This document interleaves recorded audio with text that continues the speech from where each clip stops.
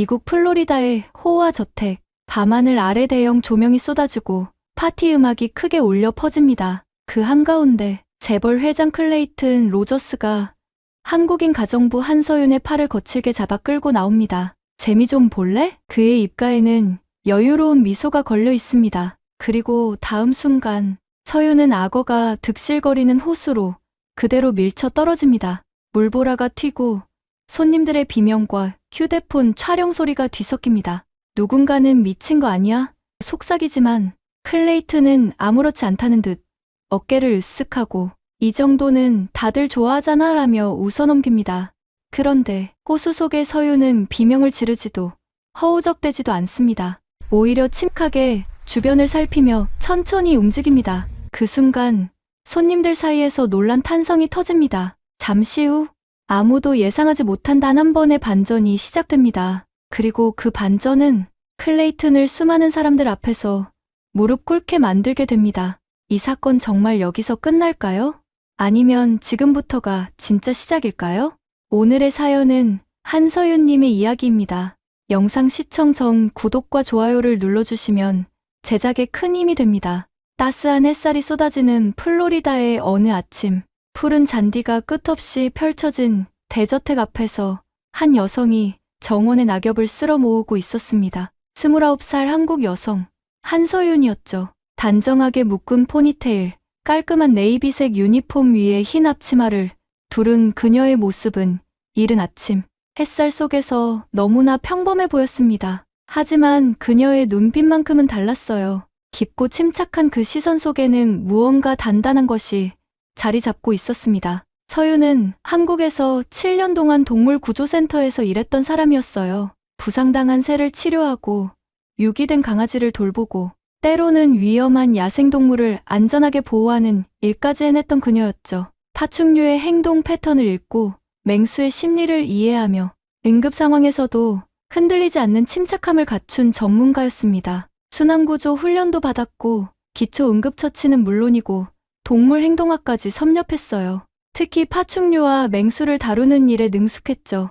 악어, 뱀, 맹금류까지 위험하다고 피하는 게 아니라 그들을 이해하고 안전하게 보호하는 방법을 알았습니다. 하지만 가족의 생계를 책임져야 하는 현실 앞에서 서윤은 더 나은 기회를 찾아 미국으로 건너올 수밖에 없었어요. 부모님의 병원비, 동생의 학비, 한국에서 받는 구조센터 월급만으론 감당할 수 없는 현실이었죠. 미국에서라면 동물 관련 전문직으로 더 나은 대우를 받을 수 있을 거라 믿었습니다. 하지만 현실은 생각보다 가혹했어요. 미국에서 동물 관련 자격 인증이 생각보다 오래 걸린다는 거였죠. 한국에서의 경력과 자격증이 미국에선 바로 인정받지 못했습니다. 비자 문제도 복잡했고 전문직으로 취업하기까지는 최소 6개월에서 1년은 기다려야 한다고 했어요. 하지만 서윤에겐 그만큼 기다릴 여유가 없었습니다. 매달 송금해야 할 돈이 있었고 자신의 생활비도 벌어야 했으니까요. 그래서 서윤은 당장 생계를 위해 가정부 일을 선택했어요. 자신이 가진 지식과 경험을 제대로 쓸 수 없는 현실이 답답했지만 서윤은 묵묵히 견뎌냈습니다. 새벽 5시에 일어나 저택을 청소하고 식사를 준비하고 빨래를 하고 정원을 정리했어요. 손은 거칠어졌고 허리는 아팠지만 불평하지 않았습니다. 언젠가는 다시 내 자리로 돌아갈 수 있을 거야. 그렇게 스스로를 다독이면서요. 저택의 주인은 클레이튼 로저스라는 40대 남성이었습니다. 20대 후반부터 투자 천재로 불리며 부를 쌓아올린 그는 지금 미국 전역에서 수백만 명이 팔로우하는 SNS 인플루언서이기도 했어요. 고급 맞춤 정장을 입고 언제나 완벽하게 빗어 넘긴 머리, 부드러운 미소를 짓는 그의 모습은 마치 잡지에서 나온 듯했죠. 그는 자신의 호화로운 생활을 SNS에 끊임없이 올렸습니다. 요트 파티, 명품 자동차 프라이빗 제트기, 그리고 이 거대한 저택까지. 화면 속 클레이튼은 매력적이었어요. 여러분, 오늘은 제 새 차를 소개할게요. 꿈을 꾸면 이루어집니다. 여러분도 할 수 있어요. 그의 말투는 친근했고 미소는 따뜻해 보였죠. 사람들은 그의 게시물에 열광했고 댓글로 부러움과 응원을 쏟아냈어요. 클레이튼은 그런 댓글들을 보며 만족스러운 표정을 지었습니다. 자신이 수백만 명에게 영향력을 행사한다는 사실이 그를 더욱 부추시켰죠. 하지만 서윤이 본 클레이튼의 모습은 SNS 속 그와는 완전히 달랐습니다. 카메라가 꺼지는 순간 그의 미소도 함께 사라졌죠. 직원들을 대하는 그의 태도는 차갑고 무례했어요. 특히 서윤 같은 이민자 가정부에게는 더욱 그랬습니다. 이것도 제대로 못하나? 돈 받고 일하는 거 아니야? 내가 누군지 알고 여기서 일하는 거지? 감사할 줄 알아야지. 그런 말들이 일상이었죠. 어느 날은 서윤이 식탁을 닦다가 실수로 작은 물방울을 흘렸어요. 클레이튼은 그걸 보고 얼굴을 찌푸리며 말했습니다. 이런 기본적인 것도 못해? 한국에선 이렇게 일했어? 서윤은 그럴 때마다 고개를 숙이고 죄송합니다라고 답했습니다. 하지만 마음속으론 생각했어요. 이건 옳지 않아. 하지만 지금은 참아야 해. 그녀는 자존심을 삼키고 분노를 억누르고 다시 일을 계속했습니다. 왜냐하면 그녀에겐 지켜야 할 것들이 있었으니까요. 어느 날 아침 주방에서 커피를 준비하던 서윤 앞으로 한 여성이 다가왔습니다. 30대 중반쯤 되어 보이는 그녀는 이 저택의 주방장 마리엔이었어요. 편안한 주방복을 입고 머리를 뒤로 묶은 그녀는 따뜻한 미소를 지으며 서윤에게 말을 건넸습니다. 서윤 괜찮아요? 어제도 회장님이 또 뭐라고 하시던데. 서윤은 괜찮다는 듯 고개를 끄덕였지만 마리엔의 눈빛엔 걱정이 가득했어요. 마리엔은 이 저택에서 5년째 일하고 있었고 서윤이 처음 이곳에 왔을 때부터 유일하게 인간적으로 대해준 사람이었습니다. 여기 있으면서 이상한 거 못 봤어요? 마리엔이 조심스럽게 물었어요. 서윤이 고개를 갸웃하자 마리엔은 잠시 망설이다 작은 목소리로 말했습니다. 지하 냉동 창고 쪽에 가끔 이상한 소리가 들려요. 동물 울음소리 같기도 하고. 근데 회장님이 절대 들어가지 말라고 해서 저도 뭔지 모르겠어요. 한 번은 마르코가 거기서 나오는 걸 봤는데 표정이 이상하더라고요. 서윤의 눈빛이 순간 예리하게 변했습니다. 동물 울음소리? 접근 금지 구역? 7년간 동물 구조 현장에서 일한 그녀의 본능이 경고음을 울렸습니다. 뭔가 잘못되고 있어. 서윤은 마리엔에게 조용히 물었어요. 그 소리 어떤 종류였어요? 마리엔은 고개를 저었습니다. 잘 모르겠어요. 그냥 으르렁거리는 것 같기도 하고. 그때 저택 입구 쪽에서 엔진 소리가 들렸습니다. 클레이튼이 외출해서 돌아온 거였어요. 마리엔은 재빨리 자리를 떠났고 서윤도 다시 청소 도구를 들었습니다. 클레이튼은 선글라스를 벗으며 저택 안으로 들어왔고 곧바로 서윤을 향해 손가락으로 가리키며 말했죠. 오늘 저녁에 파티 있어. 손님 20명 정도 올 거니까 준비 완벽하게 해놨어야 할 거야. 알겠어? 서윤은 고개를 숙이며 대답했습니다. 네, 알겠습니다. 하지만 클레이튼의 말투엔 존중이라곤 찾아볼 수 없었어요. 그는 서윤을 사람이 아니라 그저 일하는 도구처럼 대했습니다. 서윤이 대답하고 나서도 클레이튼은 그녀를 쳐다보지도 않았어요. 그냥 계단을 올라가며 전화기를 꺼내 SNS를 확인했습니다. 그 순간 저택 복도 한쪽에서 또 다른 인물이 서윤을 바라보고 있었어요. 40대 남성, 관리인 마르코였습니다. 나틴게 미국인인 그는 저택의 정원과 시설을 관리하는 사람이었죠. 거친 손, 관리인 점프수트, 과묵한 인상. 하지만 그의 눈빛엔 불안함이 가득했어요. 그는 서윤과 눈이 마주치자 잠깐 멈칫했지만 곧 고개를 돌리고 자리를 떠났습니다. 마르코는 알고 있었습니다. 지하에 뭐가 있는지, 클레이튼이 무슨 짓을 하는지. 하지만 말할 수 없었어요. 가족이 있었고 이 일자리를 잃으면 안 됐으니까요. 오후가 되자 저택엔 또 다른 방문객이 찾아왔습니다. 클레이튼의 여동생 에밀리 로저스였어요. 30대 중반의 그녀는 오빠와는 달리 차분하고 단정한 인상이었습니다. 깔끔한 오피스룩을 입고 저택에 들어선 에밀리는 복도에서 서윤과 마주쳤죠. 에밀리는 잠깐 서윤을 바라보다가 작게 미소 지으며 인사했습니다. 안녕하세요. 처음 뵙네요. 저는 에밀리예요. 서윤도 정중하게 고개를 숙였어요. 네, 한서윤이라고 합니다. 에밀리의 눈빛은 오빠와 달리 따뜻했습니다. 그녀는 서윤을 사람으로 대했어요. 에밀리는 잠시 망설이다 조심스럽게 물었습니다. 여기서 일하시는 게 괜찮으세요? 서윤은 그 질문의 의미를 알았지만 그저 미소로 답했습니다. 네, 괜찮습니다. 에밀리는 더 이상 묻지 않았어요. 하지만 그녀는 알고 있었습니다. 오빠가 사람들을 어떻게 대하는지, 특히 자신보다 약한 위치에 있는 사람들을 어떻게 무시하는지. 저녁 무렵 저택 밖 도로에서는 한 경찰차가 천천히 지나가고 있었습니다. 운전석에 앉아있던 사람은 50대 남성, 지역 순찰 경찰 닉 스펜서였어요. 정직하고 성실한 중년 경찰인 그는 이 저택 주변에서 몇 번이나 소음, 신고와 불법 운송 의심 신고를 받았지만 제대로 조사할 수 없었습니다. 클레이튼의 로비와 영향력 때문이었죠. 닉은 저택을 지나치며 한숨을 쉬었어요. 언젠가는 진실이 드러날 텐데 그는 그렇게 중얼거렸습니다.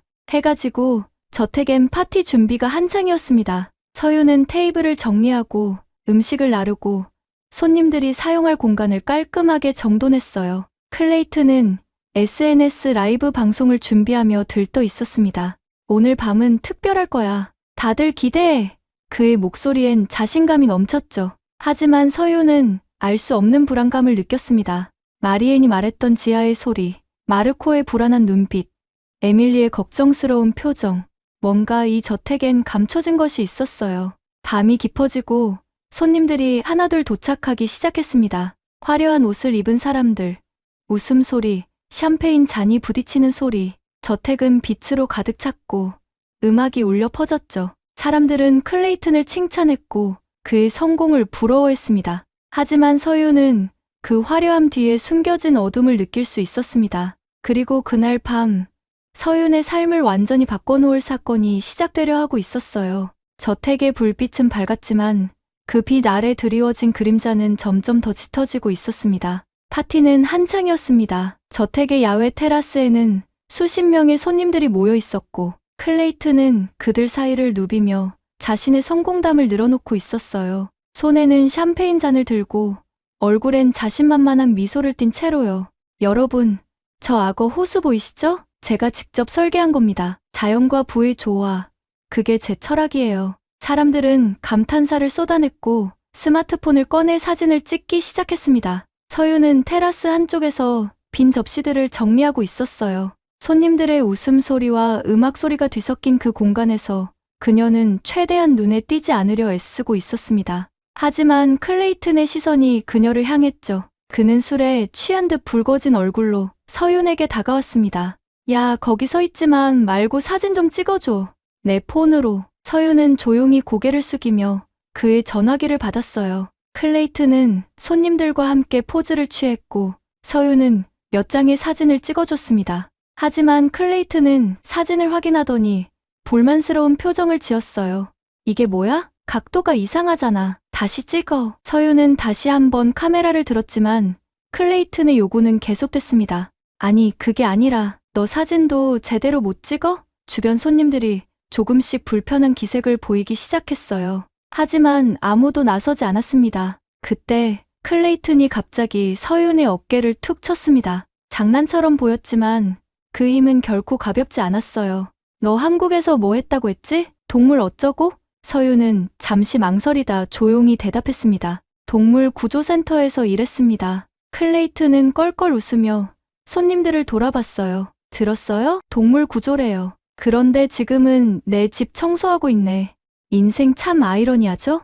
손님들 중 몇몇이 어색하게 웃었지만 대부분은 침묵했습니다. 서윤은 얼굴이 달아오르는 걸 느꼈지만 꾹 참았어요. 하지만 클레이튼은 거기서 멈추지 않았습니다. 그는 서윤의 팔을 잡아 끌며 악어 호수 쪽으로 걸어갔어요. 자, 여러분. 우리 가정부 양반이 동물 전문가래요. 그럼 저기 악어들도 다룰 수 있겠네요? 사람들이 하나둘 따라오기 시작했고 누군가는 이미 휴대폰으로 촬영을 시작했습니다. 서윤은 불안한 예감이 들었어요. 클레이튼의 눈빛이 달라져 있었습니다. 술기운도 있었지만 그보다는 무언가를 증명하려는 듯한 지배욕 같은 게 느껴졌죠. 회장님, 위험합니다. 서윤이 조용히 말했지만 클레이튼은 오히려 더 큰 소리로 웃었어요. 위험? 전문가라며? 그럼 보여줘봐. 그 순간 클레이튼이 서윤의 등을 세게 밀었습니다. 몸이 앞으로 쏠리며 서윤은 균형을 잃었어요. 발이 데크의 끝을 벗어나고 다음 순간 차가운 물속으로 떨어지는 느낌. 첨벙하는 소리와 함께 서윤은 악어 호수에 빠졌습니다. 물이 코와 입으로 들어왔고 순간적으로 시야가 흐려졌어요. 테라스 위에서 비명 소리가 들렸습니다. 세상에, 악어가 있는데. 하지만 클레이튼의 목소리는 웃음기를 띠고 있었어요. 괜찮아, 괜찮아. 전문가라며? 물속에서 서윤의 눈이 떠졌습니다. 패닉이 아니었어요. 오히려 그녀의 머릿속은 차갑게 식어가며 빠르게 돌아가기 시작했습니다. 7년간의 훈련이 몸에 배어 있었죠. 첫 번째, 호흡을 안정시켜라. 두 번째, 주변을 파악하라. 세 번째, 탈출 경로를 찾아라. 서윤은 물 위로 고개를 들어 주변을 살폈어요.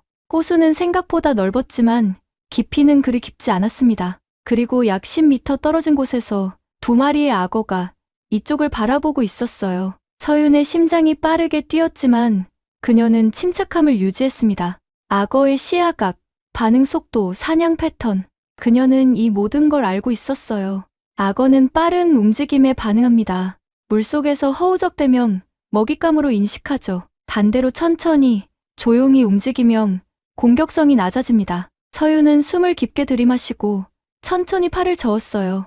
물살을 최소화하며 악어들의 시선을 피해 호숫가 쪽으로 이동하기 시작했습니다. 테라스 위의 사람들은 숨을 죽이고 지켜보고 있었어요.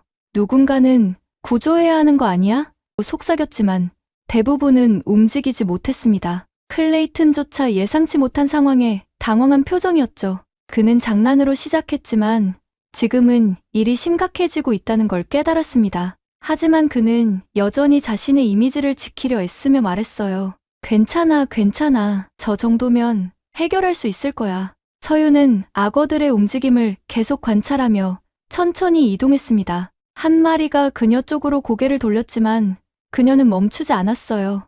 오히려 더 느리게, 더 조용히 움직였죠.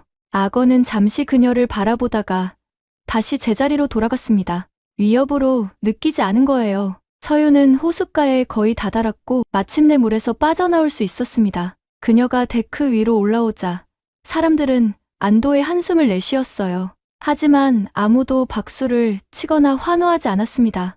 오히려 어색한 침묵이 흘렀죠. 서윤의 옷은 흠뻑 젖어 있었고 머리에서 물이 뚝뚝 떨어졌습니다. 그녀는 조용히 클레이튼을 바라봤어요. 그의 얼굴엔 당황과 짜증이 뒤섞여 있었습니다. 뭐야, 살아나왔네? 별거 아니었잖아. 클레이튼은 태연한 척하며 웃었지만 그 웃음은 어색했어요. 마리앤이 급히 달려와 서윤에게 수건을 건넸습니다. 괜찮아요? 서윤은 고개를 끄덕였지만 그녀의 눈빛은 차가워져 있었어요. 이건 단순한 장난이 아니었습니다. 이건 폭력이었고 모욕이었죠. 손님들은 하나둘 자리를 떠나기 시작했고 파티의 분위기는 싸늘하게 식어갔습니다. 누군가는 클레이튼에게 작별 인사를 하며 말했어요.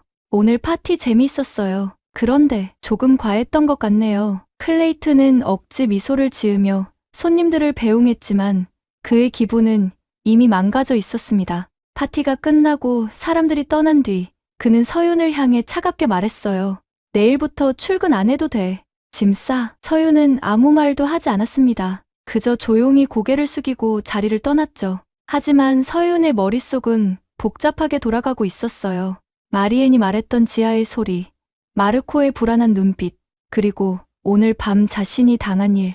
이 모든 게 연결되어 있다는 느낌이 들었습니다. 클레이튼은 단순히 무례한 사람이 아니었어요. 그는 뭔가 더 큰 잘못을 저지르고 있었고 그걸 숨기기 위해 권력을 사용하고 있었습니다. 서윤은 자신의 작은 방으로 돌아와 젖은 옷을 벗으며 생각했어요. 그냥 떠날 수는 없어. 여기엔 뭔가 있어. 그리고 나는 그걸 밝혀내야 해. 동물 구조센터에서 일할 때 그녀는 배웠습니다.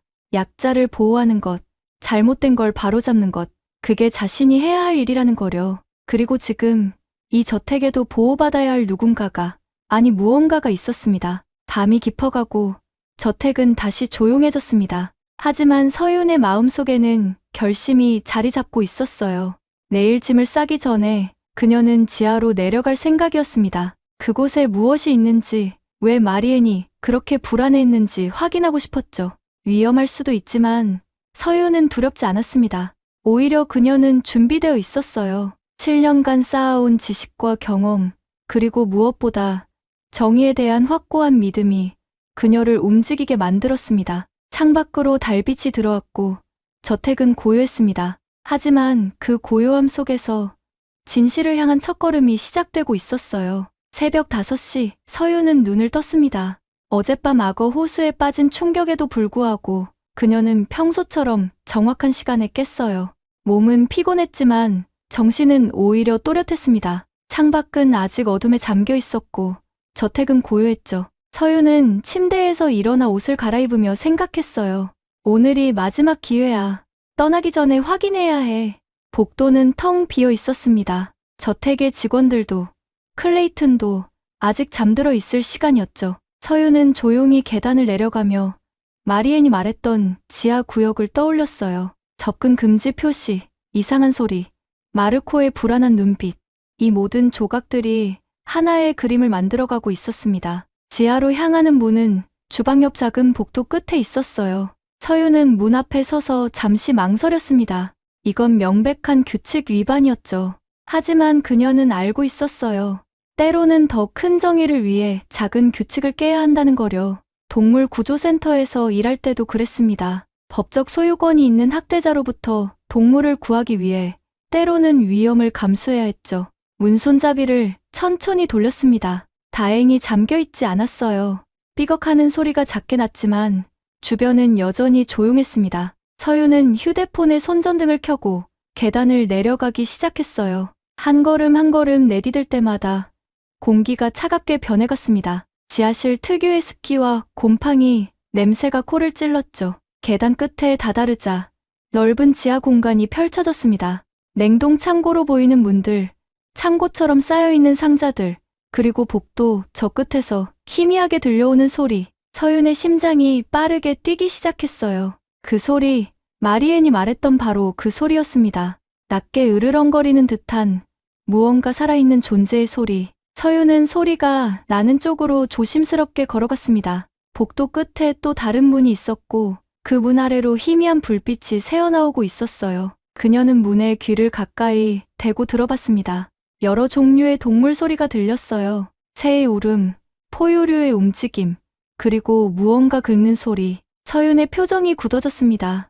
이건 불법 사육이야. 문을 열자 눈앞에 펼쳐진 광경에 서윤은 숨이 멎는 듯했어요. 철창 속에 갇힌 희귀새들, 작은 우리 안의 원숭이, 그리고 수조 속의 파충류들. 모두 불법으로 거래되는 멸종위기 동물들이었습니다. 동물들의 상태는 좋지 않았어요. 깃털이 빠진 새, 무기력하게 누워있는 원숭이, 비좁은 수조에서 스트레스를 받고 있는 도마뱀. 서윤은 7년간의 경험으로 단번에 알아봤습니다. 이들은 학대받고 있었어요. 벽면을 따라 설치된 선반에는 서류들이 가지런히 정리되어 있었습니다. 서윤은 떨리는 손으로 그 서류들을 펼쳐봤어요. 해외 밀수업자와의 거래 기록, 동물 이동 경로, 가격표, 그리고 구매자 명단. 모든 게 체계적으로 문서화되어 있었죠. 클레이튼은 단순히 동물을 학대하는 게 아니었습니다. 그는 국제 불법 야생동물 거래의 일원이었어요. 서윤은 휴대폰을 꺼내 사진을 찍기 시작했습니다. 동물들, 서류들, 시설 전체, 증거를 확보해야 했어요. 하지만 그 순간 뒤에서 목소리가 들렸습니다. 거기서 뭐 하는 거야? 서윤은 깜짝 놀라 돌아봤어요. 관리인 마르코가 문 앞에 서 있었습니다. 그의 얼굴엔 놀람과 두려움이 뒤섞여 있었죠. 마르코 씨, 서윤이 조용히 말했습니다. 여기 있는 동물들 모두 불법이죠? 마르코는 잠시 침묵하다가 고개를 끄덕였어요. 알고 있었어요. 하지만 나도 가족이 있고 일자리가 필요해요. 회장님은 무서운 사람이에요. 나를 망가뜨릴 수 있어요. 그의 목소리엔 깊은 죄책감이 배어 있었습니다. 서윤은 마르코에게 다가가며 말했어요. 저도 압니다. 두려운 거. 하지만 이건 잘못된 거예요.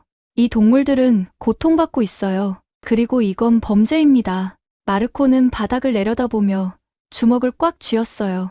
알아요. 나도 알아요. 매일 밤 잠을 못 자요. 하지만 뭘 어떻게 해야 할지 몰랐어요. 서윤은 자신의 휴대폰을 마르코에게 보여줬습니다. 저는 증거를 모으고 있어요. 이걸 경찰에 신고할 겁니다. 하지만 혼자서는 부족해요.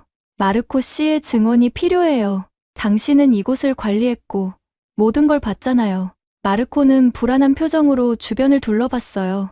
만약 회장님이 알면 나를 고소할 거예요. 공범으로 몰릴 수도 있어요. 서윤은 고개를 끄덕였습니다. 맞아요. 위험해요. 하지만 지금 침묵하면 당신은 평생 이 죄책감을 안고 살아야 해요.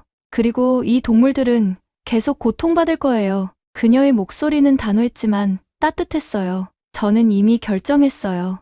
위험하더라도 이걸 밝혀낼 겁니다. 하지만 당신의 도움이 있다면 더 빨리, 더 확실하게 할 수 있어요. 마르코는 오랫동안 고민하는 표정이었습니다. 그의 내면에서 두려움과 양심이 싸우고 있었죠. 마침내 그는 긴 한숨을 내쉬며 말했어요. 좋아요, 도와줄게요. 하지만 증거를 더 확보해야 해요. 회장님의 컴퓨터에 모든 기록이 있어요. 거래 내역, 이메일, 계좌 정보까지. 서윤의 눈빛이 밝아졌습니다. 어디 있죠? 회장님 사무실이에요. 하지만 들어가려면 비밀번호가 필요해요. 마르코가 말했습니다. 서윤은 잠시 생각하다가 물었어요. 회장님이 언제 일어나시죠? 보통 9시쯤이요. 아침에 운동하고 10시쯤 사무실로 가요. 서윤은 시계를 확인했습니다. 지금은 6시. 시간이 넉넉했어요.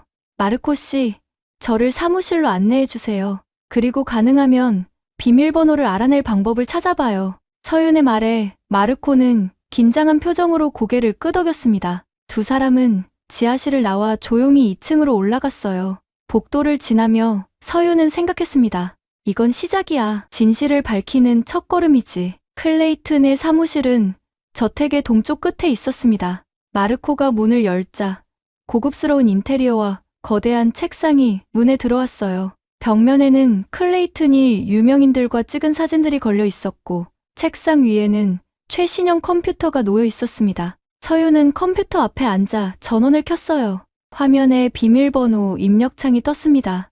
마르코 씨, 회장님이 자주 쓰는 숫자나 단어 아세요? 서윤이 물었습니다. 마르코는 고개를 저었어요. 잘 모르겠어요. 하지만 한 번은 회장님이 전화하면서 생일 얘기하는 걸 들었어요. 8월 15일이라고. 서윤은 0815를 입력해봤지만 틀렸습니다. 다시 81,508로 입력해봤어요.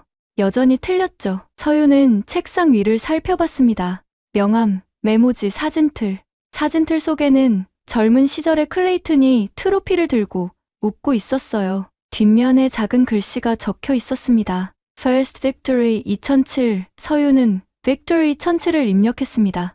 화면이 열렸어요. 성공했어요.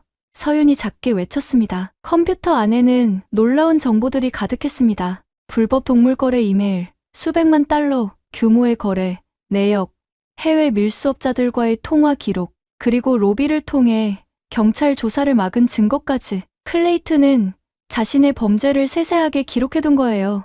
아마도 자신은 절대 잡히지 않을 거라는 자만심 때문이었겠죠. 서윤은 USB를 꺼내 모든 파일을 복사하기 시작했습니다. 마르코는 문 앞에서 불안하게 복도를 지켜보고 있었어요. 서둘러요. 혹시 회장님이 일찍 일어날 수도 있어요. 서윤은 고개를 끄덕이며 파일 복사를 계속했습니다. 진행률이 천천히 올라갔어요. 80%, 90%. 그때 복도에서 발소리가 들렸습니다. 마르코가 급히 돌아보며 속삭였어요. 누가 와요? 서윤은 재빨리 화면을 확인했습니다. 95%, 조금만 더. 발소리가 점점 가까워졌습니다. 마르코는 식은땀을 흘리며 서윤을 재촉했어요. 빨리! 마침내 100%. 서윤은 USB를 빼내고 컴퓨터를 껐습니다. 문이 열렸습니다. 들어온 사람은 마리엔이었어요. 그녀는 서윤과 마르코를 보고 놀란 표정을 지었습니다. 여기서 뭐 하는 거예요? 서윤은 마리엔을 바라보며 조용히 말했어요. 마리엔, 당신이 걱정했던 게 맞았어요. 지하에 불법으로 사육되는 동물들이 있어요. 그리고 이 모든 게 회장님의 범죄였어요. 마리엔의 얼굴이 창백해졌습니다. 세상에, 제 예감이 맞았던 거예요? 서윤은 고개를 끄덕였어요.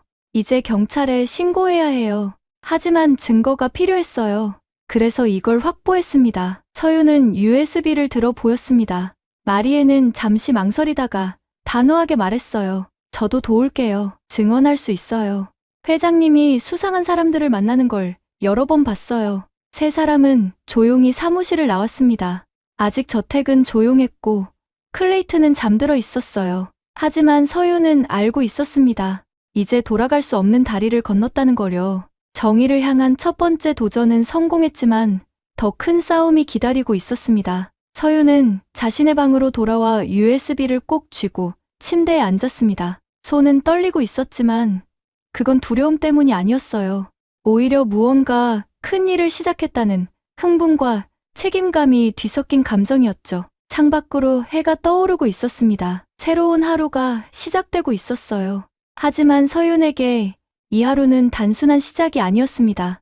이건 전환점이었죠. 그녀는 노트북을 켜고 USB에 담긴 파일들을 하나씩 열어봤습니다. 클레이튼의 범죄는 상상했던 것보다 훨씬 조직적이고 광범위했어요. 그는 단순히 동물을 학대하는 개인이 아니었습니다. 국제 밀수 네트워크의 핵심 인물이었고 수년간 수백만 달러를 벌어들였죠. 멸종위기 동물들이 그의 탐욕의 희생양이 되었고 그 과정에서 수많은 생명이 고통받았습니다. 서윤의 가슴이 먹먹해졌어요. 동물 구조센터에서 일할 때 그녀는 수없이 많은 학대 사례를 봤습니다. 하지만 이건 차원이 달랐어요. 개인의 잔혹함을 넘어서 시스템화된 범죄였죠. 그리고 클레이튼은 자신의 부와 권력으로 이 모든 걸 은폐해왔습니다. 로비를 통해 경찰 조사를 막고 변호사를 동원해 신고자를 협박하고 SNS를 통해 자신의 이미지를 세탁했어요. 이걸 세상에 알려야 해. 서윤은 생각했습니다. 하지만 어떻게? 그녀는 혼자가 아니었어요. 마르코와 마리엔이 함께하기로 했습니다. 하지만 그들도 클레이튼의 보복이 두려웠죠. 특히 마르코는 가족이 있었고 마리엔은 이 일자리를 잃으면 생계가 막막했습니다. 서윤 역시 불법 체류자로 몰릴 위험이 있었어요. 비자 문제가 완전히 해결되지 않은 상태였으니까요. 그때 서윤은 어젯밤 악어 호수에서 느꼈던 감정을 떠올렸습니다. 물에 빠졌을 때 그녀는 패닉에 빠지지 않았어요. 오히려 침착하게 상황을 분석하고 탈출 방법을 찾았죠. 그리고 성공했습니다. 지금도 마찬가지였어요. 두려움을 느끼는 건 당연하지만 그 두려움에 굴복해선 안 됐습니다. 정의는 용기를 요구했고 서윤은 그 용기를 낼 준비가 되어 있었어요. 오전 9시 서윤은 결정을 내렸습니다. 경찰에 직접 가기로 한 거예요. 하지만 그 전에 한 사람을 더 만나야 했습니다. 에밀리였죠. 클레이튼의 여동생이지만 서윤은 그녀가 오빠와는 다르다는 걸 느꼈어요. 에밀리는 양심이 있는 사람이었고 무엇보다 진실을 알 권리가 있었습니다. 자신의 가족이 저지른 범죄에 대해서요. 서윤은 에밀리에게 문자를 보냈습니다. 중요한 얘기가 있습니다. 저택 근처 카페에서 만날 수 있을까요? 10분 후 에밀리의 답장이 왔어요. 11시에 갈게요. 무슨 일인가요? 서윤은 답장하지 않았습니다. 직접 만나서 보여줘야 할 것들이 있었으니까요.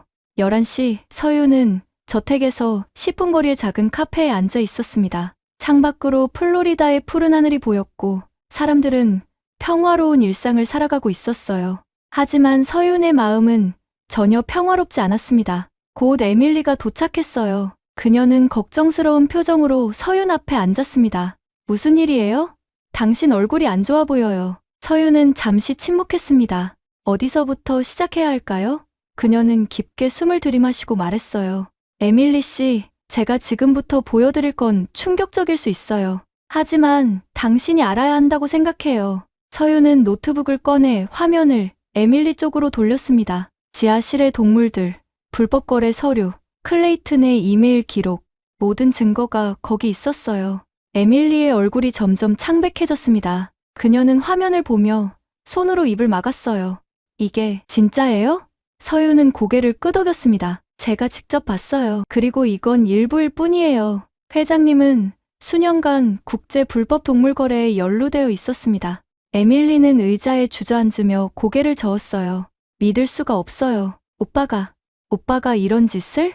서윤은 에밀리의 손을 잡았습니다. 저도 이해해요. 가족이 이런 일에 연루되었다는 걸 알게 되는 건 고통스러운 일이죠. 하지만 에밀리 씨, 당신은 선택할 수 있어요. 침묵할 수도 있고 진실을 밝힐 수도 있어요. 에밀리는 눈물을 글썽이며 서윤을 바라봤어요. 만약 이게 세상에 알려지면 우리 가족은, 우리 회사는 완전히 망가질 거예요. 서윤은 부드럽지만 단호하게 말했습니다. 맞아요. 하지만 지금 이 순간에도 저 동물들은 고통받고 있어요. 그리고 더 많은 동물들이 같은 운명을 맞이할 거예요. 만약 우리가 침묵한다면요. 그녀는 잠시 멈추었다가 덧붙였어요. 에밀리 씨, 저는 당신이 오빠와 다르다는 걸 알아요. 당신은 양심이 있는 사람이에요. 그래서 이걸 당신에게 보여주는 거예요. 에밀리는 오랫동안 아무 말도 하지 못했습니다. 그녀의 내면에서 가족에 대한 애정과 도덕적 책임감이 충돌하고 있었죠. 마침내 그녀는 눈물을 닦으며 말했어요. 어렸을 때 오빠는 착한 사람이었어요. 동물을 좋아했고 약자를 도왔죠. 근데 언제부턴가 변했어요. 돈이 많아질수록 유명해질수록 오빠는 다른 사람이 되어갔어요. 서유는 조용히 들었습니다. 에밀리가 계속 말했어요. 저는 오빠가 이상하다고 느꼈어요. 하지만 확신할 수 없었죠. 가족이니까 믿고 싶었던 거예요. 근데 이제 더 이상 외면할 수 없네요. 그녀는 서윤을 똑바로 바라보며 물었습니다. 당신은 뭘 할 건가요? 경찰에 신고할 거예요. 서윤이 답했습니다. 오늘 오후에 지역 경찰서로 갈 겁니다. 증거를 제출하고 조사를 요청할 거예요. 에밀리는 고개를 끄덕였어요. 그럼 저도 함께 갈게요. 증인으로 나서겠어요. 오빠가 수상한 사람들을 만나는 걸 여러 번 봤어요. 그리고 저택에서 들었던 이상한 대화들도 기억해요. 서윤의 눈빛이 밝아졌습니다. 정말이에요? 에밀리는 단호하게 말했어요. 네, 이건 가족의 문제를 넘어서는 거예요. 이건 옳고 그름의 문제죠. 저는 오빠를 사랑하지만 오빠가 한 일은 용서할 수 없어요. 가족의 명예보다 중요한 게 있어요. 바로 정의예요. 두 여성은 서로를 바라보며 고개를 끄덕였습니다. 그 순간 서로 다른 배경과 입장을 가진 두 사람 사이에 연대가 형성되었어요. 정의를 향한 공통의 목표가 그들을 하나로 묶은 거죠. 서유는 혼자가 아니었습니다. 마르코, 마리엔, 그리고 이제 에밀리까지 진실을 밝히기 위한 작은 팀이 만들어졌어요. 오후 2시 서윤과 에밀리는 지역 경찰서 앞에 섰습니다. 건물은 생각보다 작았지만 그 안에서 정의가 시작될 거라는 믿음이 있었어요. 서윤은 USB를 가방에 넣고 에밀리와 함께 경찰서 문을 열었습니다. 안에는 몇 명의 경찰관들이 업무를 보고 있었고 접수대 뒤에 한 여성 경찰관이 앉아 있었죠. 무슨 일로 오셨나요? 경찰관이 물었습니다. 서윤은 침착하게 답했어요. 불법 야생동물 거래를 신고하러 왔습니다. 그리고 증거가 있어요. 경찰관의 표정이 진지해졌습니다. 잠시만요. 담당자를 부르겠습니다. 몇 분 후 익숙한 얼굴이 나타났어요. 닉 스펜서 경찰이었습니다. 그는 서윤을 알아보고 놀란 표정을 지었죠. 당신은 클레이튼 저택에서 일하는?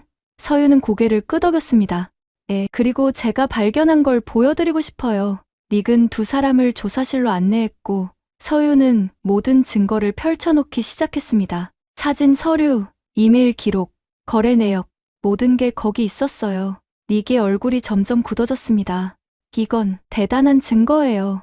닉이 말했습니다. 하지만 클레이튼 로저스는 강력한 사람이에요. 변호사들이 즉시 개입할 거고 압력이 들어올 겁니다. 에밀리가 나섰어요. 저는 클레이튼의 여동생이에요. 그리고 저도 증언할 겁니다. 제 오빠가 한 일은 범죄예요. 처벌받아야 해요. 닉은 두 여성을 번갈아 바라보며 깊은 한숨을 쉬었습니다.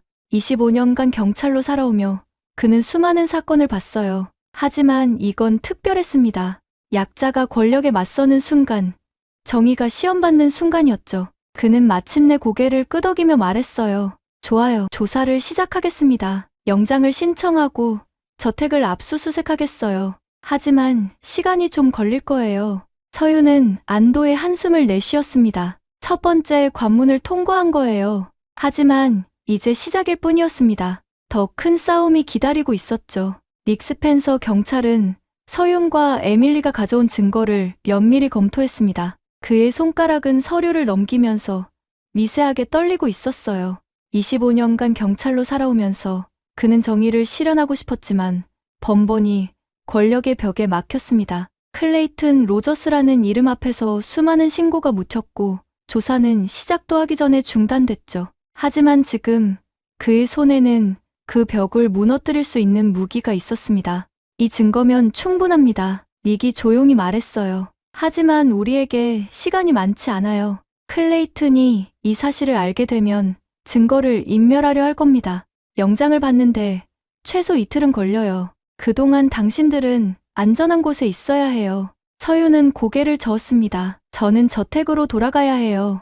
마르코와 마리엔이 있어요. 그들도 위험할 수 있어요. 에밀리가 서윤의 팔을 잡았어요. 너무 위험해요. 오빠가 당신을 해칠 수도 있어요. 하지만 서윤의 눈빛은 흔들리지 않았습니다. 저는 그들을 혼자 두고 갈 수 없어요. 그들도 용기를 냈어요. 저 때문에 위험에 빠뜨릴 순 없어요. 이건 단순한 고집이 아니었습니다. 이건 연대의 윤리였죠. 서윤은 동물 구조센터에서 배웠어요. 팀으로 움직여야 하고 서로를 지켜야 한다는 거려. 닉은 서윤의 결단을 존중했습니다. 좋아요. 하지만 제 전화번호를 저장하세요. 뭔가 이상하면 즉시 연락하세요. 저희가 바로 출동하겠습니다. 서윤은 닉의 명함을 받아 주머니에 넣었어요. 그리고 에밀리와 함께 경찰서를 나섰습니다. 오후의 햇살은 여전히 따뜻했지만 두 사람의 마음은 긴장감으로 팽팽했죠. 저택으로 돌아가는 차 안에서 에밀리가 조심스럽게 말했습니다. 서윤, 고마워요. 당신이 아니었다면 저는 평생 진실을 모르고 살았을 거예요. 서윤은 창밖을 바라보며 대답했어요. 아니에요. 에밀리 씨도 용기를 냈잖아요. 가족을 고발한다는 건 제가 상상할 수 없을 만큼 힘든 일이에요. 에밀리는 잠시 침묵하다가 말했습니다. 오빠를 사랑해요. 하지만 사랑이 잘못을 덮을 순 없어요. 진정으로 가족을 사랑한다면 그들이 올바른 길로 가도록 도와야 하는 거잖아요. 저택에 도착했을 때 마르코가 정원에서 불안한 표정으로 기다리고 있었습니다. 서윤이 차에서 내리자 그가 급히 다가왔어요. 회장님이 아까부터 당신을 찾고 있어요. 화가 많이 나 있어요. 누가 사무실에 들어갔다는 걸 눈치챈 것 같아요. 서윤의 심장이 빠르게 뛰기 시작했습니다. 예상했던 일이었지만 막상 닥치니 긴장됐어요. 마리에는요? 서윤이 물었습니다. 주방에 있어요. 제가 미리 얘기했어요. 조심하라고. 마르코가 답했습니다. 그때 저택의 문이 벌컥 열리며 클레이튼이 나타났어요. 그의 얼굴은 붉게 달아올라 있었고 눈빛은 분노로 타오르고 있었죠. 너 내 사무실에 들어갔지? 그가 서윤을 향해 고함쳤습니다. 서윤은 침착하게 그를 마주 봤어요. 네, 들어갔어요. 클레이튼이 비웃었습니다. 대담하네. 그래서 뭘 봤는데? 내 개인 서류? 내 이메일? 그는 서윤에게 다가오며 위협적인 목소리로 말했어요. 너 같은 불법 이민자가 감히 내 사생활을 침해해? 당장 경찰에 신고해서 추방시켜 버릴 거야. 에밀리가 나섰습니다. 오빠, 그만해요. 클레이튼은 동생을 보고 놀란 표정을 지었어요. 에밀리? 너 왜 여기 있어? 에밀리는 오빠를 똑바로 바라보며 말했습니다. 저는 진실을 알아요. 지하에 있는 동물들, 불법 거래, 모든 걸 알아요. 클레이튼의 얼굴이 창백해졌습니다. 뭐라고? 오빠는 범죄자예요. 에밀리의 목소리는 떨렸지만 단호했습니다. 멸종위기 동물들을 밀수하고 학대하고 돈을 벌었어요. 그리고 저는 더 이상 침묵하지 않을 거예요. 클레이튼은 황당하다는 표정으로 동생을 바라봤어요. 너 미쳤구나. 가족을 배신하는 거야? 에밀리는 고개를 저었습니다. 배신이 아니에요. 오빠를 구하려는 거예요. 진정한 오빠로 돌아오게요. 클레이튼은 비웃으며 휴대폰을 꺼냈습니다. 좋아. 그럼 나도 내 방식대로 할게. 변호사한테 연락해서 너희 모두 고소할 거야. 하지만 그 순간 마르코가 앞으로 나섰어요. 회장님, 저도 증언할 겁니다. 제가 직접 지하 시설을 관리했어요. 불법으로 들여온 동물들을 돌봤고 회장님의 지시를 받았어요. 모든 걸 기억해요. 클레이튼의 표정이 일그러졌습니다. 너마저? 내가 너한테 일자리를 줬는데? 마르코는 고개를 숙였지만 목소리는 확고했어요. 죄송합니다. 하지만 더 이상 침묵할 수 없어요. 제 양심이 허락하지 않아요. 그때 주방에서 마리엔도 나왔습니다. 저도 증언하겠습니다. 회장님이 수상한 사람들을 만나는 걸 봤어요. 그리고 이상한 소리를 들었어요. 클레이튼은 자신을 둘러싼 사람들을 돌아보며 황당해했습니다. 자신이 지배하던 사람들이 하나둘 자신을 향해 손가락을 들고 있었죠. 그는 분노와 당황 사이에서 말을 더듬었어요. 너희들이 뭘 안다고. 하지만 그의 목소리에는 더 이상 권위가 없었습니다. 오히려 두려움이 배어 있었죠. 서윤이 조용히 말했습니다. 회장님, 이미 경찰에 신고했어요. 영장이 곧 발부될 거예요. 그리고 모든 증거가 확보되어 있어요. 더 이상 숨길 수 없어요. 클레이튼의 얼굴이 완전히 창백해졌습니다. 그는 뒤로 물러서며 중얼거렸어요. 이럴 수가. 내가 누군데. 그동안 그는 자신의 부와 권력이 모든 걸 해결해 줄 거라 믿었습니다. 하지만 지금 그 환상이 무너지고 있었어요. 에밀리가 오빠에게 다가가며 말했습니다. 오빠, 지금이라도 자수하세요. 잘못을 인정하고 책임을 지세요. 그게 오빠가 할 수 있는 마지막 올바른 선택이에요. 클레이튼은 동생을 멍하니 바라봤지만 아무 말도 하지 못했습니다. 그는 저택 안으로 돌아가 문을 닫았어요. 남겨진 네 사람은 서로를 바라보며 깊은 한숨을 내쉬었습니다. 우리가 해냈어요. 마리앤이 조용히 말했습니다. 이제 정말 시작이네요. 서윤이 답했어요. 그녀는 하늘을 올려다봤습니다. 구름 한 점 없는 맑은 하늘이었죠. 이 싸움은 쉽지 않을 거예요. 클레이튼은 여전히 강력한 변호사들을 가지고 있었고 여론을 조작할 능력도 있었습니다. 하지만 서윤과 동료들에게는 더 강력한 무기가 있었어요. 바로 진실이었죠. 그날 밤 네 사람은 주방에 모여 앉았습니다. 마리앤이 따뜻한 차를 내왔고 모두는 조용히 자신들이 한 일을 돌아봤어요. 무섭지 않으세요? 마르코가 물었습니다. 서윤은 고개를 끄덕였어요. 무서워요. 하지만 옳은 일을 한다는 확신이 두려움보다 커요.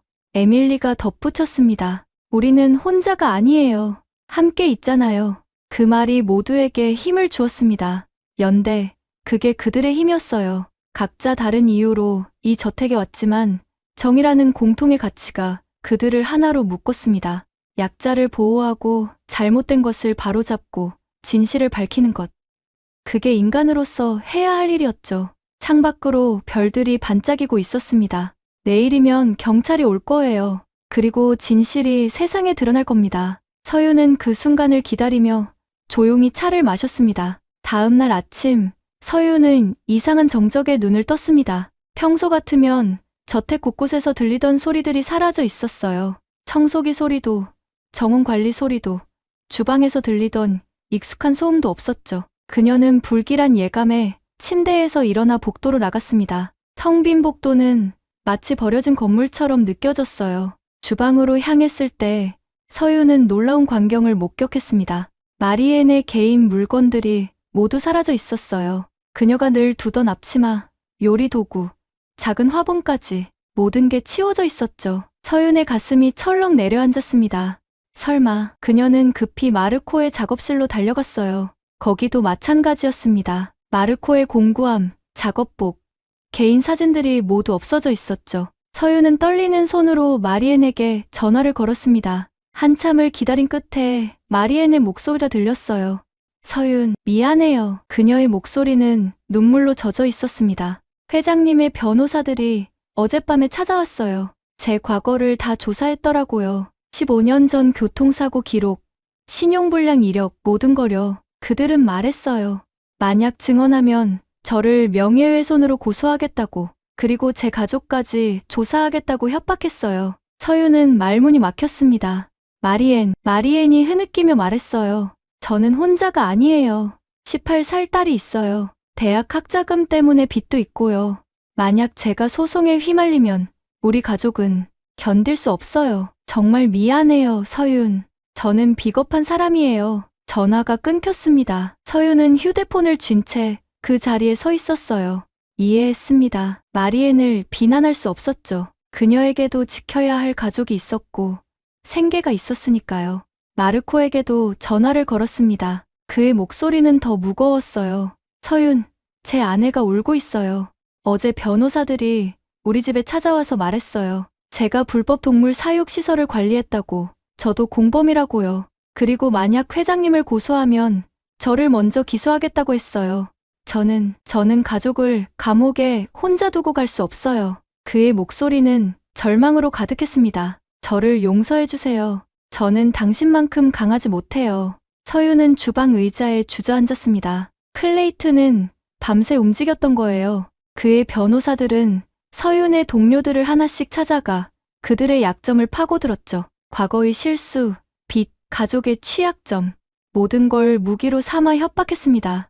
이게 권력이 작동하는 방식이었어요. 정면으로 싸우는 게 아니라 약자의 두려움을 이용해 침묵시키는 거죠. 그때 에밀리에게서 문자가 왔습니다. 서윤, 회사 이사회가 저를 직위 해제했어요. 오빠가 저를 가족 배신자로 몰았고 이사들이 모두 오빠 편을 들었어요. 제 은행 계좌도 동결됐어요. 가족 신탁에서 제 이름이 삭제됐고요. 저는 지금 아무것도 없어요. 서윤은 손으로 얼굴을 감싸며 깊은 한숨을 내쉬었습니다. 이게 정의를 선택한 대가였습니다. 마리에는 일자리를 잃었고 소송 위협에 시달렸어요. 마르코는 가족을 지키기 위해 침묵을 택했고요. 에밀리는 가족과 재산을 모두 잃었습니다. 그리고 서윤 자신도 이제 무엇이 남았을까요? 불법 이민자로 몰릴 위험, 명예훼손 소송, 그리고 혼자 남겨진 싸움. 서윤은 창밖을 바라봤습니다. 아름다운 플로리다의 아침이었지만 그녀의 마음은 잿빛이었어요. 혼자서 할 수 있을까요? 증인들은 모두 사라졌고 클레이튼의 변호사들은 증거의 법적 효력에 의문을 제기할 거예요. 불법 침입으로 얻은 증거라고 주장하면서요. 그리고 서윤은 정식 비자도 없는 외국인이었죠. 미국 사회에서 그녀의 목소리가 과연 들릴까요? 닉 스펜서 경찰에게 전화를 걸었습니다. 경찰님, 증인들이 모두 협박당했어요. 그들은 더 이상 증언할 수 없대요. 닉의 목소리에도 좌절감이 배어 있었어요. 알고 있어요. 클레이튼의 변호사들이 우리 서장에게도 압력을 넣었어요. 영장 발부가 지연되고 있어요. 판사가 증거의 합법성에 의문을 제기했대요. 당신이 불법으로 사무실에 침입했다면서요. 서윤은 무너지는 기분이었습니다. 그럼 우리가 진 건가요? 닉이 한숨을 쉬었어요. 아직은 아니에요. 하지만 솔직히 말하면 상황이 좋지 않아요. 클레이튼은 이 지역에서 강력한 사람이에요. 시의원들, 판사들, 언론사까지 모두 그의 영향력 아래 있어요. 우리는 더 강력한 무언가가 필요해요. 전화를 끊고 서윤은 자신의 방으로 돌아왔습니다. 침대에 앉아 무릎을 끌어안았어요. 7년간 동물 구조센터에서 일하면서 그녀는 수많은 좌절을 경험했습니다. 구조하려 갔지만 이미 죽어있던 동물들, 학대자를 처벌하지 못한 사건들, 힘없는 자신의 현실. 하지만 그때마다 그녀는 다시 일어섰어요. 포기하지 않는 게 그녀의 방식이었으니까요. 하지만 지금은 달랐습니다. 이번엔 혼자였어요. 동료들도 가족도 아무도 없었죠. 낯선 나라에서 불안정한 신분으로 거대한 권력을 상대로 홀로 서 있었습니다. 이게 정의를 선택한 자의 운명일까요? 서윤은 자문했어요. 내가 잘못 판단한 걸까? 그냥 모른 척하고 떠났어야 했을까? 그때 그녀의 시선이 책상 위 작은 사진에 멈췄습니다. 한국에서 가져온 가족 사진이었어요. 부모님과 동생이 함께 웃고 있는 모습. 그들을 위해 여기 왔던 거였죠. 더 나은 삶을 만들기 위해, 가족을 지키기 위해. 하지만 지금 서윤이 하려는 일은 그것과 달랐어. 이건 가족을 위한 게 아니라 이름도 모르는 동물들을 위한 거였죠. 목소리 낼 수 없는 생명들을 위한 싸움. 서윤은 손으로 눈물을 닦았습니다. 울고 있다는 걸 처음 깨달았어요. 강했던 그녀도 결국 인간이었습니다. 두렵고 외롭고 지쳐 있었죠. 하지만 눈물을 닦으며 그녀는 깨달았어요. 울어도 괜찮다는 거려. 두려워해도 괜찮다는 거려. 중요한 건 그럼에도 불구하고 다시 일어서는 거였습니다. 창밖으로 해가 기울어가고 있었습니다. 길었던 하루가 끝나가고 있었어요. 서윤은 휴대폰을 들고 USB를 꺼냈습니다.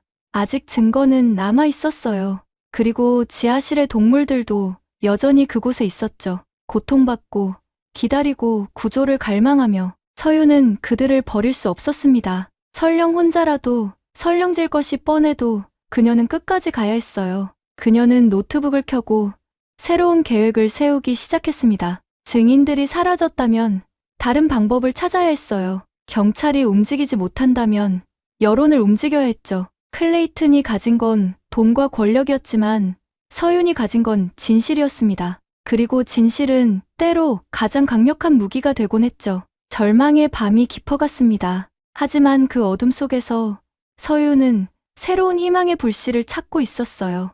넘어졌지만 다시 일어설 준비를 하고 있었습니다. 왜냐하면 그녀는 알고 있었으니까요. 정의는 쉽게 오지 않지만 포기하지 않는 자에게는 반드시 온다는 거려. 서윤은 밤새 잠을 이루지 못했습니다. 하지만 그 불면의 시간은 헛되지 않았어요. 노트북 앞에 앉아 그녀는 새로운 전략을 세웠죠. 클레이튼이 권력으로 제도를 장악했다면 서윤은 진실로 대중의 마음을 움직이기로 한 겁니다. 역사를 돌아보면 가장 큰 변화는 종종 법정이 아닌 거리에서 시작되었어요. 여론의 힘이 때로는 법의 힘보다 강했죠. 새벽 5시, 서윤은 결정적인 행동에 나섰습니다. 그녀는 지하실로 내려가 동물들을 다시 한번 촬영했어요. 이번에는 더 자세하게, 더 생생하게. 각 동물의 상태, 비좁은 우리 부상의 흔적, 스트레스로 빠진 깃털들, 모든 것을 기록했습니다. 그리고 클레이튼의 SNS 계정을 분석했어요. 그가 올린 화려한 사진들, 자신의 성공을 자랑하는 게시물들, 그 이면의 진실과 극명한 대조를 이루는 증거들이었죠. 서윤은 이 모든 자료를 하나의 영상으로 편집하기 시작했습니다. 전문가 수준은 아니었지만 진실을 전달하기에는 충분했어요. 영상은 클레이튼의 SNS 게시물로 시작했습니다. 꿈을 이루세요. 성공은 노력의 대가입니다. 그의 목소리와 함께 호화로운 저택, 명품 자동차가 지나갔죠. 그리고 화면이 전환되며 지하실에 동물들이 나타났습니다. 철창 속의 새들, 좁은 우리의 원숭이, 고통받는 생명들. 서윤은 영상에 자막을 넣었어요. 이것이 그의 성공의 진짜 대가입니다. 수백 마리의 멸종위기 동물들이 그의 탐욕으로 고통받고 있습니다. 그리고 거래 문서의 일부, 밀수 경로 지도, 계좌 이체 기록까지 개인정보를 침해하지 않는 선에서 범죄의 규모를 보여주는 증거들을 포함시켰습니다. 마지막으로 서윤 자신이 등장했어요. 저는 한서윤입니다. 한국에서 7년간 동물 구조 활동을 했고 지금은 이 저택에서 일하고 있습니다. 그녀의 목소리는 떨렸지만 명확했어요. 저는 오늘 제 일자리를 잃을 것이고 추방당할 수도 있습니다. 하지만 침묵할 수 없었습니다. 왜냐하면 정의는 안전할 때만 선택하는 게 아니기 때문입니다. 이 동물들은 목소리가 없습니다. 그래서 제가 그들의 목소리가 되겠습니다. 영상을 완성한 건 아침 7시였습니다. 서윤은 잠시 망설였어요. 이 영상을 공개하는 순간 돌이킬 수 없게 되는 거였죠. 클레이튼의 보복은 더욱 거세질 거고 법적 소송은 피할 수 없을 겁니다. 하지만 그녀는 마우스를 클릭했습니다. 영상을 여러 동물보호 단체, 환경운동가, 언론사 이메일로 전송했어요. 그리고 익명으로 만든 소셜미디어 계정에도 업로드했죠. 처음 1시간 동안은 아무 반응이 없었습니다. 서윤은 초조하게 화면을 바라봤어요. 하지만 오전 9시를 넘기며 변화가 시작됐습니다. 한 동물보호 단체가 영상을 리트윗했고 10분 만에 1000명이 공유했죠. 오전 10시 지역 뉴스 채널이 속보로 다뤘습니다. SNS 인플루언서 클레이튼 로저스 불법 동물 거래 의혹 정오가 되자 전국 뉴스로 확대됐어요. 서윤의 휴대폰이 울리기 시작했습니다. 닉 스펜서 경찰이었어요. 서윤, 당신이 한 거죠? 지금 방송국마다 난리예요. 우리 서장님도 당황하고 계셔요. 여론이 폭발하면서 영장 발부가 긴급 승인됐어요. 지금 당장 저택으로 갑니다. 그의 목소리엔 믿을 수 없다는 듯한 흥분이 배어 있었습니다. 에밀리에게서도 연락이 왔어요. 서윤 봤어요. 당신은 정말 용감해요. SNS가 완전히 뒤집혔어요. 오빠의 팔로워들이 계정을 떠나고 있어요. 협찬사들이 계약 해지를 선언하고 있고요. 이건 엄청난 일이에요. 그녀의 목소리는 떨렸지만 거기엔 희망이 담겨 있었습니다. 정오가 되자 저택 앞에 취재진들이 몰려들기 시작했습니다. 방송 차량, 카메라, 기자들. 조용했던 저택은 순식간에 언론의 집중 포화를 받는 현장이 되었어요. 서윤은 창문 너머로 그 광경을 바라봤습니다. 이게 진실의 힘이었어요. 한 개인의 용기가 수백만 명의 관심을 불러일으킨 거죠. 클레이튼은 저택 안에 갇혀 있었습니다. 밖으로 나갈 수도 도망칠 수도 없었어요. 기자들이 문 앞을 에워싸고 있었고 그의 전화기는 협찬사들의 항해 전화로 가득했죠. 한때 수백만 명에게 사랑받던 인플루언서는 이제 수백만 명에게 비난받는 범죄자가 되어 있었습니다. SNS는 잔인했어요. 샵 클레이튼 로저스는 범죄자 해시태그가 트렌드 1위에 올랐고 사람들은 그의 과거 게시물들을 파헤치기 시작했습니다. 오후 2시 닉 스펜서와 경찰팀이 영장을 들고 도착했습니다. 연방 동물보호국 요원들도 함께였어요. 클레이튼의 변호사들이 저택 앞에서 항의했지만 이번엔 막을 수 없었습니다. 여론의 압력이 너무 컸고 증거는 이미 세상에 공개된 상태였죠. 경찰은 지하실로 향했고 동물들을 구조하기 시작했습니다. 서윤도 경찰을 따라 지하로 내려갔어요. 구조 전문가들이 조심스럽게 동물들을 케이지에 옮기고 있었습니다. 새들, 원숭이, 파충류들.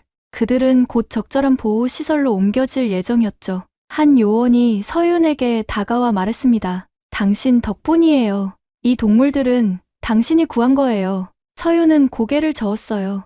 아니에요. 우리 모두가 함께 구한 거예요. 저택 밖에서는 더 큰 드라마가 펼쳐지고 있었습니다. 마리엔과 마르코가 도착한 거예요. 그들은 뉴스를 보고 양심의 결정을 내렸습니다. 비록 두렵지만 서윤의 용기에 감화되어 다시 돌아온 거죠. 마리엔이 카메라 앞에 섰습니다. 저는 5년간 이 저택에서 일했습니다. 그리고 회장님의 범죄를 알고 있었습니다. 협박이 두려워 침묵했지만 더 이상은 안 됩니다. 저는 증언하겠습니다. 마르코도 옆에 섰어요. 저도 마찬가지입니다. 제가 직접 불법 시설을 관리했습니다. 모든 걸 증언하겠습니다. 두 사람의 등장은 사건에 결정적인 무게를 더했습니다. 내부자의 증언이었고 더 이상 클레이튼이 부인할 수 없는 증거였죠.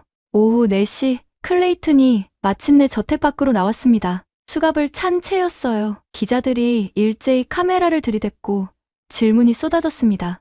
왜 이런 짓을 했습니까? 동물들에게 사과할 생각은? 팔로워들에게 할 말은?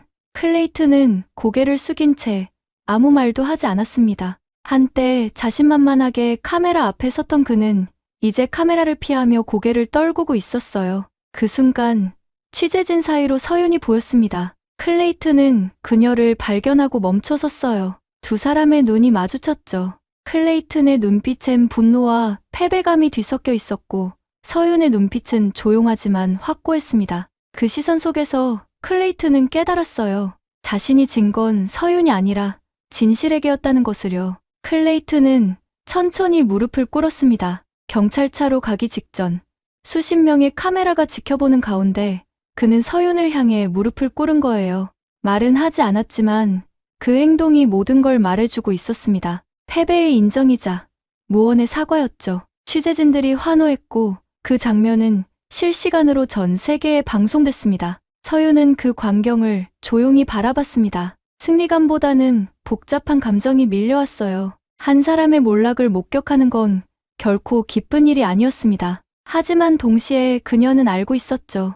이건 개인의 복수가 아니라 정의의 실현이라는 것을요. 고통받던 생명들이 구조됐고 잘못이 바로잡혔으며 진실이 승리했습니다. 저녁 해가 기울어갈 무렵 서윤은 에밀리, 마리엔, 마르코와 함께 저택을 떠났습니다. 그들은 서로를 바라보며 조용히 미소 지었어요. 각자 많은 걸 잃었지만 더 소중한 걸 얻었습니다. 자신의 양심에 당당할 수 있는 용기, 그리고 정의를 선택한 자부심이었죠. 네 사람은 함께 걸으며 새로운 시작을 향해 나아갔습니다. 사건이 있은 지 석 달이 흘렀습니다. 플로리다의 가을은 여전히 따뜻했지만 서윤의 삶은 완전히 달라져 있었어요. 그녀는 지금 플로리다 주립동물보호센터의 정식 직원으로 일하고 있었습니다.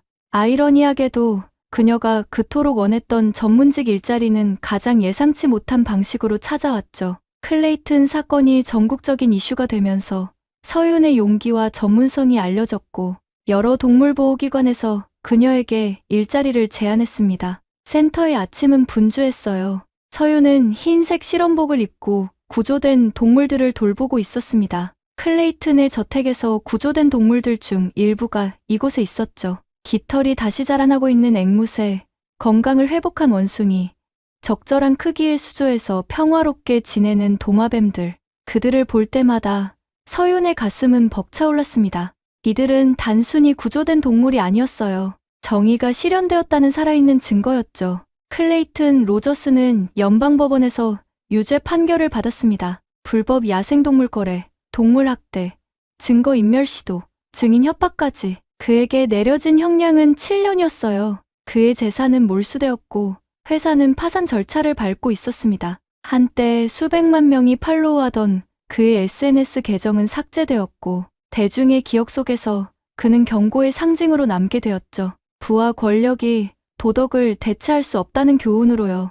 에밀리는 오빠와 완전히 결별했습니다. 가족 신탁에서 제외되고 회사에서 쫓겨났지만 그녀는 새로운 길을 찾았어요. 동물권 옹호 단체를 설립한 겁니다.